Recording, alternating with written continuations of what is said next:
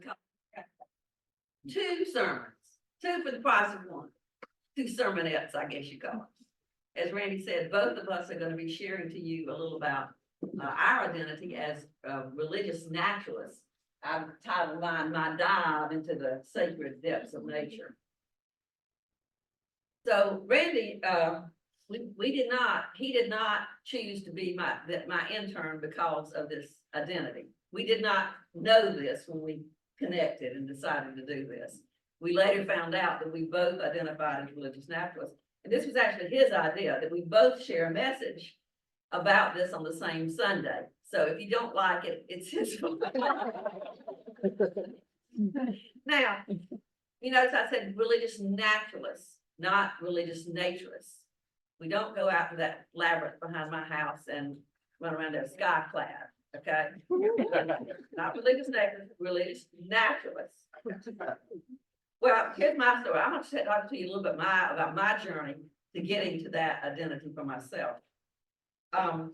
When I first became a member of UU, when I started going regularly.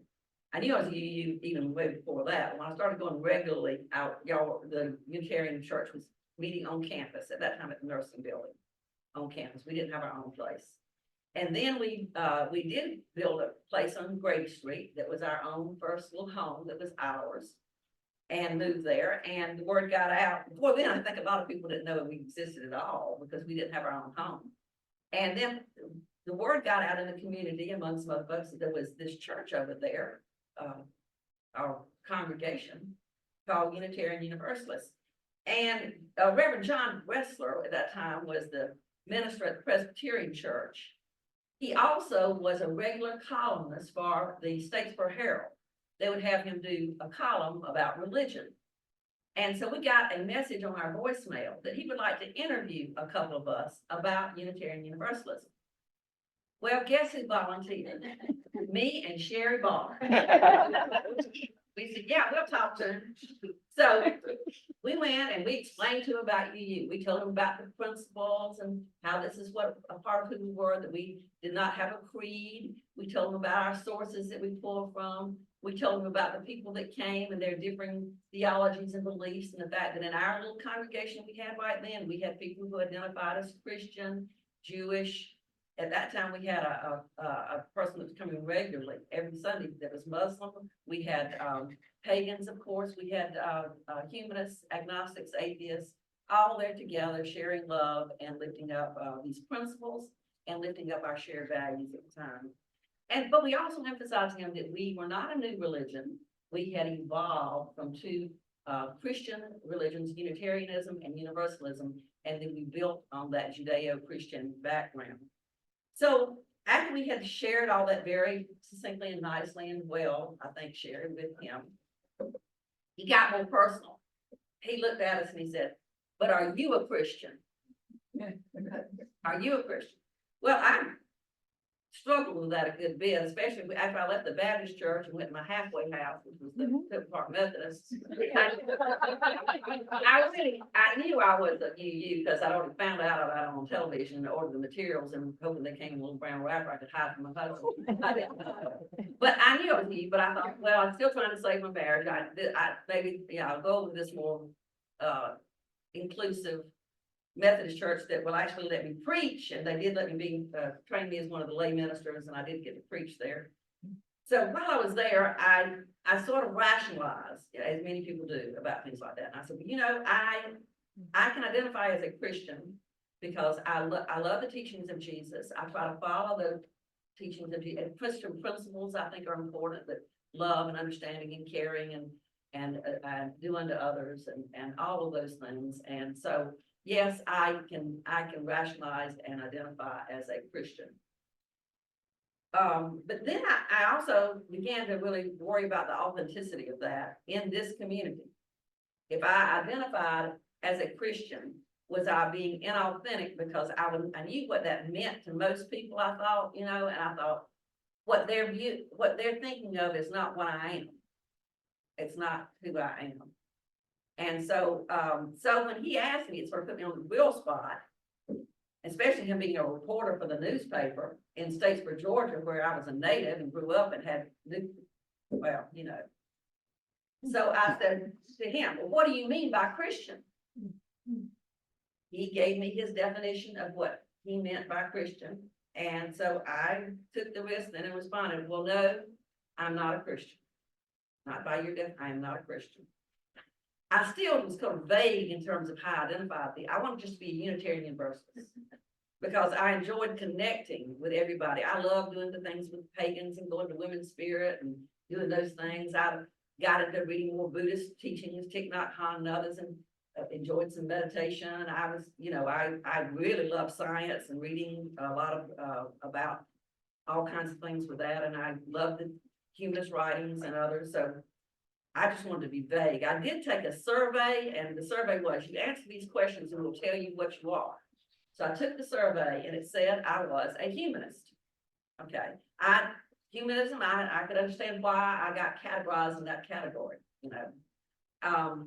But I kind of didn't like that word because it felt a little too human to me, like put humanity at the center. That's that's the only thing to check. I'll check it, but I wasn't quite satisfied with that. I went to seminary in 2001, wanting to be my vague self related to my theology. They said, no, you have to articulate your theology. You can't just say, I'm a Unitarian Universalist.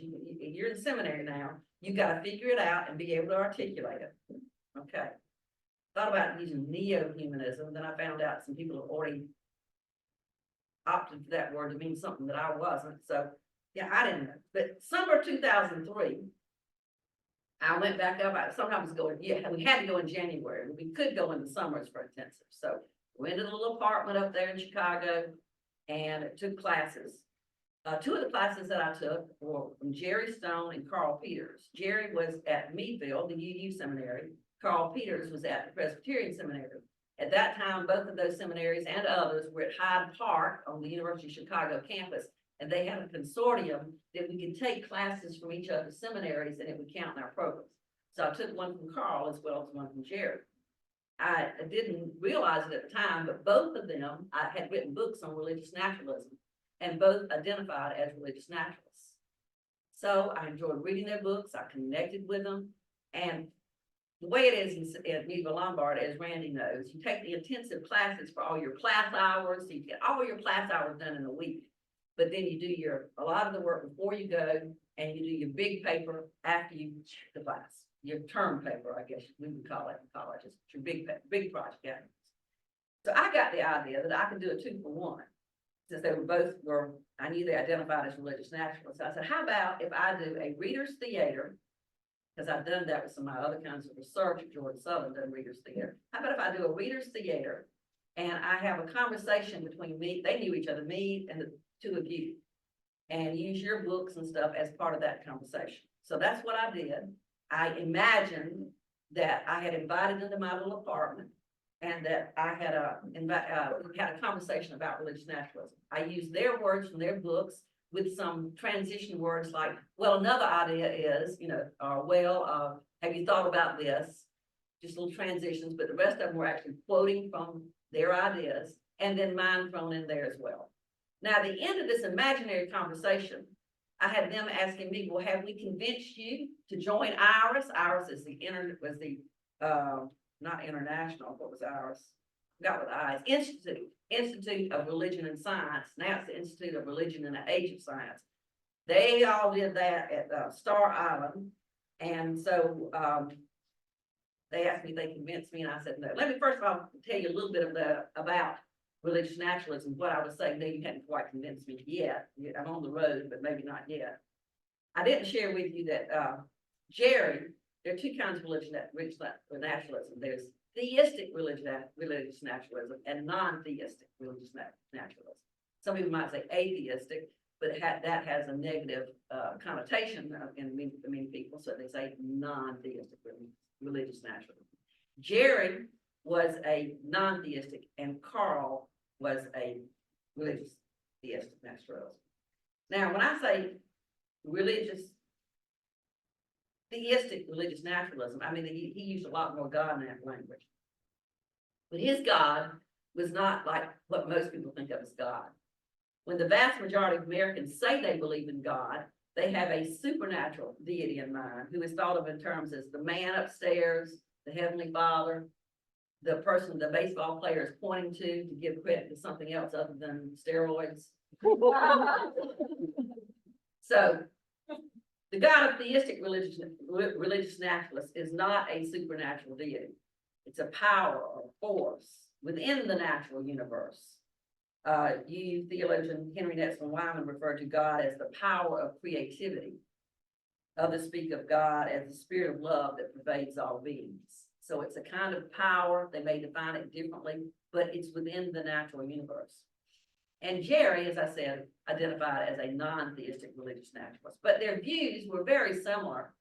The only thing different was one used some God language in it, but they were talking about the same thing. Here's a simplistic definition. Religious naturalism says two things. First, it holds that the natural universe is all there is. The supernatural does not exist. Second, it maintains that there is religious meaning and value in nature.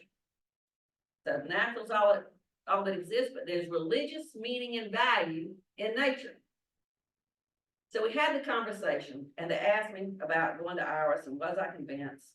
I said, I'm listening. I'm not quite there.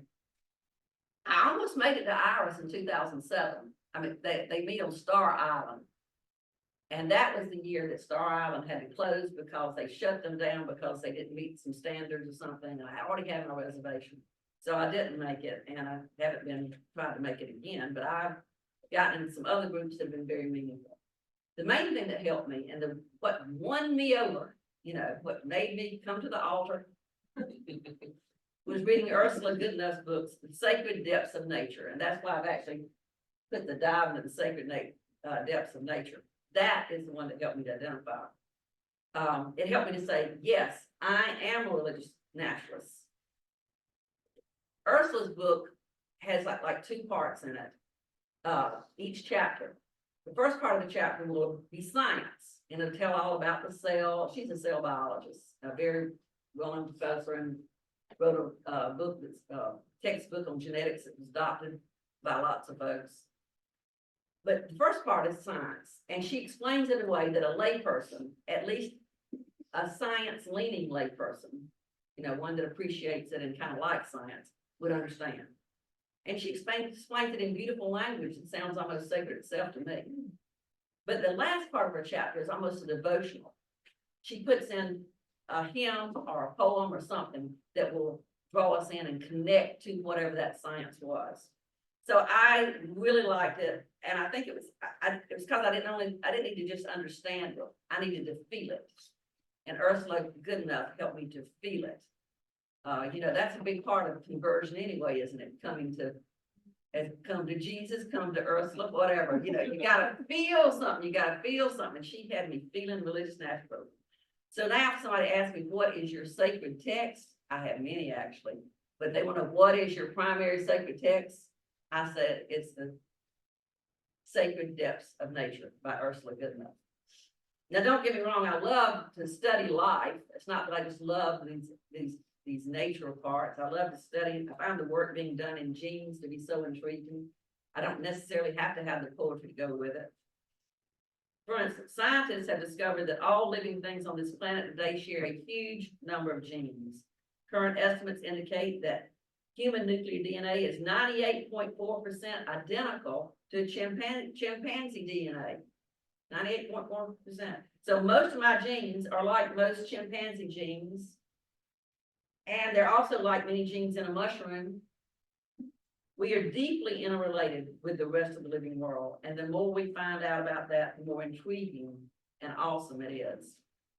So why don't folks like Jerry and Carl and Ursula and me and Randy, why don't we just worship in the woods? Well, we do. We go out, we enjoy getting out in nature. I love to ride that trike under those big trees at St. Simon's and go walk around that labyrinth and all those trees with all that stuff going on and look at those, even looking at the things that are growing that on the trees. It's just gives me energy, gives me peace, and makes me be in awe. But we need more than that. We need more of that, and that's part of evolution as well. Many of us have the need for something like religious community and a faith of some kind. And they studied that, and it seems to be something that has evolved, and scientists are learning more and more about the brain and religion all the time. In any case, when we participate in worship services and rituals with others, we experience true reverence. Reverence is that religious emotion elicited when we perceive the sacred. And it calls us to our higher potential. Just like Moses, when he went to that mountaintop, that's why we call it a mountaintop experience. He went to that mountaintop. He was called to his higher potential when he experienced that sacredness there. And I experience it when I read the words of Jesus' Sermon on the Mount, or when I participate in pagan rituals, as I meditate and study the Four Noble Truths of Buddha, as I become involved in social justice activities. I can sing praises to God or the Spirit of life, and I am filled with an appreciation for this wonderful world. I don't have to believe every single word literally in the songs to understand the deeper meaning that the words represent. I get it. So, I profess my faith with Ursula Goodenough, who says, for me, the existence of all this complexity and awareness and intent and beauty, and my ability to apprehend it, serves as the ultimate meaning and the ultimate value. The continuation of life reaches around, grabs its own tail, and forms a sacred circle that, for some of us, requires no further justification, no creator, no superordinate meaning of meaning, no purpose other than the continuation continue until the sun collapses or the final meteor collides. So this is my theology, folks. I'm a religious naturalist because I believe in life before death. Now we're going to sing a very special nature song. We've sung it in here before from our hymnal, but Mo has added some other, she didn't want the credit. But anyway, you'll enjoy this. It has two voices instead of one. So.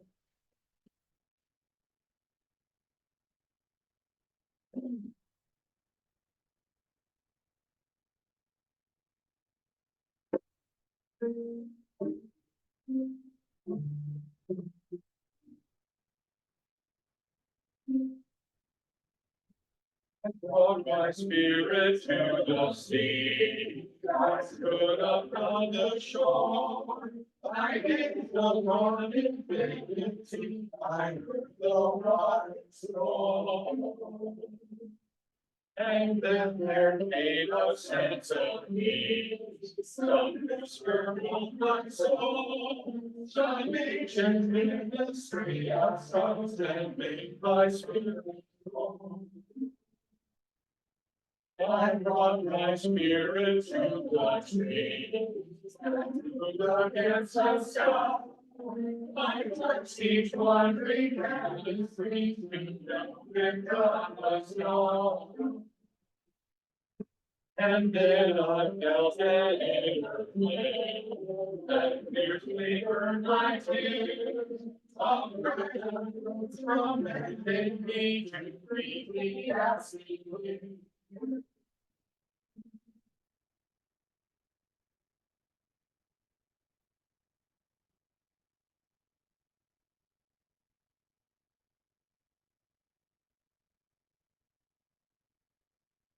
I will also admit that not only did Jane and I not know that what we were before we met, but we've had zero contact about what we're going to talk about. So it's interesting to see how our paths have been parallel. And then there's a place to which, like in nature, when you walk through the woods, there's a choice and you can take paths a different way. From this pulpit, for those of you who have been here, I've actually talked about, as a child, my connection with nature, talking with the trees, sitting in trees, all those things and my love for it. And I may have also mentioned where my split with the church came from. I was very, very involved with the Episcopal Church. I was a lay minister in the Episcopal Church. And one Sunday, I had done altar calls. I had done all the things, been with people speaking in tongues, all the things. And I was a member of a very liberal Episcopal diocese in Colorado and a very liberal Episcopal church that did a lot with social. That's where I got my start with social justice and all those things. And one Sunday I was up there as a vested chalice minister. For those who don't know what it is, I look like a priest, except for I don't have a stole on, and I'm assisting with communion. And we were going through communion, and as part of that process, when you go through the communion of the Episcopal Church, you recite the Nicene Creed. And halfway through the Nicene Creed, God, the divine, whatever, spoke to me and said, "You don't believe this, do you?" They didn't. And so for me, it was that moment where I loved and still love much about the Episcopal Church. I tell people there's nothing better than the smells and bells on a high holiday in the Episcopal Church. But knowing that, I couldn't stay. I felt I was being a hypocrite. And so I left the Episcopal Church. And I didn't go back to church. Until, like many people, I had children. It's like, I want my children to have something, somewhere to go. And it turned out one of the midwives who had helped deliver my youngest child said, "You need to come to our Unitarian church. You'll love it there." So I went. And the first Sunday I went was right after there had been a big brouhaha, and they had asked their minister to leave. And I had been through that, and I said, "I ain't doing that again." And I left. One Sunday, they were very nice people. Wonderful woman met me at the door, introduced me like we do here, and I left. And a couple years later, I was at a neighborhood birthday party with my older son and ran into a person that we recognized each other and realized it was at that Unitarian church. And I said, "Yeah, I'd been there. I just, with the minister leaving and stuff, it wasn't." She goes, "Oh no, we just hired a wonderful new minister. You need to come and hear him preach." All right, packed up my boys and off we went to the Unitarian church on a Sunday where the minister was in the process of moving to town and was not in the pulpit. So instead of hearing Greg Ward, who a lot of us know, I got to hear a member of the church talk about how they were in the battle for their life with lung cancer and how cancer had changed their life for the better. And I sat there and I thought, if this is the kind of place where we could hear that kind of message and empower a person to speak like that, I'll try it. I'll give it a shot. So I started coming, and that was 28 years ago. And like Jane, my path was odd. I had people ask me, "What is your spiritual belief?" when I was in the church, and I still define myself as a Christian with an asterisk. And I even said that I'm a Christian with an asterisk. I believe in the teachings of Jesus, but I do not necessarily believe that everything that was written in the Bible is true, as they would tell you in some of the older churches. And so that's what my belief was. And it was met by some skepticism.